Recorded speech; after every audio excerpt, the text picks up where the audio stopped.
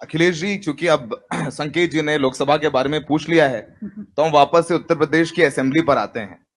Assembly में उपचुनाव होने हैं, 9 सीटें अनाउंस कर दी गई हैं, और आपने कांग्रेस को मना लिया है या कांग्रेस को समझा दिया है?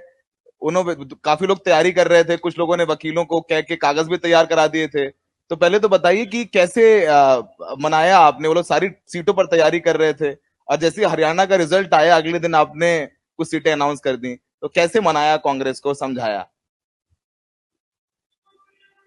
कांग्रेस पार्टी हमारा सहयोगी दल है, या हम दोनों दल मिलकर के उत्तर प्रदेश में चुनाव लड़े हैं।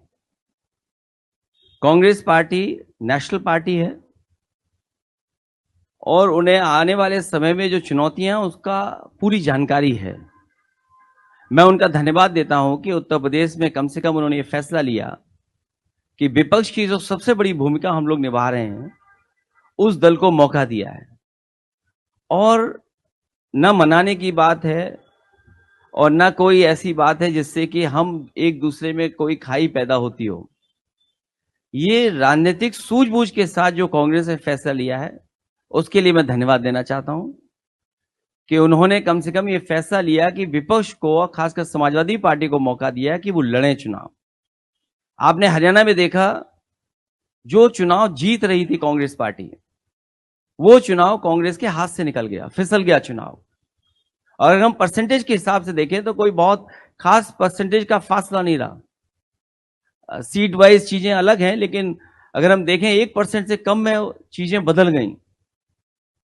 तो जब तक हम लोग तैयारी नहीं करेंगे बूथ पर, असली संघर्ष बूथ पर होना है, और उसके लिए जब तक कोई दल तैयार नहीं होगा तब तक भारतीय जनता पार्टी का कोई मुकाबला नहीं कर पाएगा। क्योंकि भारतीय जनता पार्टी के पास जो बड़े कार्यकर्ता हैं, एजेंसियां उनकी कार्यकर्ताओं की तरह काम करती हैं, जो अधिकारी होते हैं वो उनके कार्यकर्ताओं के रूप में काम करते हैं। आज के समय पर जहां भी भारतीय जनता पार्टी की सरकार है, वहां पर एजेंसी और वहां की जो अधिकारी हैं वो कार्यकर्ता के रूप में काम करते हैं। तो जो पॉलिटिकल पार्टी को ये बात समझ में आती है वो मुकाबला कर लेगी भारतीय जनता पार्टी।